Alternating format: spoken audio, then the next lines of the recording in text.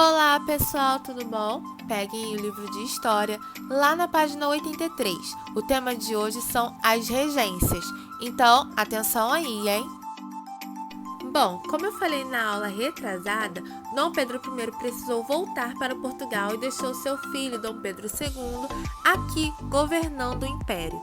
Mas como uma criança de 5 anos de idade poderia governar o império? Pois é. Até que atingisse a maioridade, o Brasil seria governado por políticos que exerciam poder em nome do governo, os regentes. Esse período entre a abdicação de Dom Pedro I e o início do governo de Dom Pedro II ficou conhecido como regencial. Foi o período até que Dom Pedro II pudesse tomar posse, chegasse à maioridade. Então, o país adotou o sistema de regências para administrar temporariamente o Brasil, até que Dom Pedro II pudesse realmente começar a comandar o Brasil sozinho. No período regencial foram organizadas a Regência Trina Provisória. Os parlamentares que estavam ali elegeram 3 nomes para que governasse o país naquele momento. A Regência Trina Provisória, composta por 3 políticos importantes da época. E durou entre os meses de abril e julho de 1831. Foi bem rapidinho.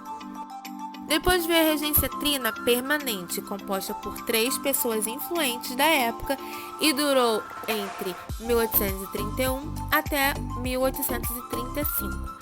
A Regência Una de Padre Feijó, Una porque de um só, que governou sozinho durante o período de 1835 até 1838. E depois, a Regência Una de Araújo Lima, que governou também sozinho entre 1838 a 1840. No período regencial ocorreram várias revoltas em diferentes locais do Brasil. Muitas províncias não reconheciam o poder dos regentes. As dificuldades econômicas e a não aceitação do presidente escolhido pelos regentes para governar as províncias foram os fatores que geraram as seguintes revoltas. A Guerra dos Farrapos, que começou em 1835 lá na província do Rio Grande do Sul, terminou em 1845 com um acordo entre os gaúchos e o governo imperial. A cabanagem teve início em 1835 no Grão-Pará, atual estado do Pará. O governo reagiu enviando suas tropas. O conflito chegou ao fim em 1840. Sabe Nada começou em 1837, formada pela classe média de Salvador. O governo foi muito violento contra os revoltosos.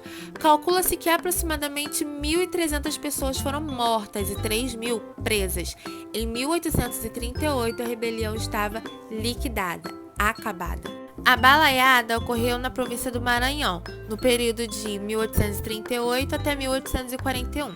A maioria da população se revoltou contra os fazendeiros e autoridades da região, mas foi derrotada em 1841 pelas tropas do governo. Por causa de toda essa rebelião da população e insatisfação com o governo da época, os políticos liberais perceberam que a única forma de estabelecer a ordem e fortalecer a autoridade do governo seria a figura do imperador.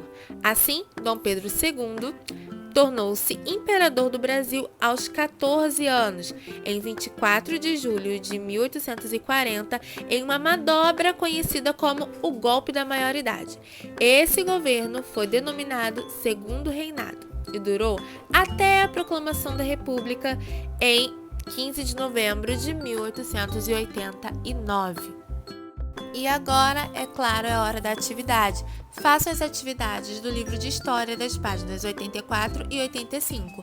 E até a próxima. Um beijo!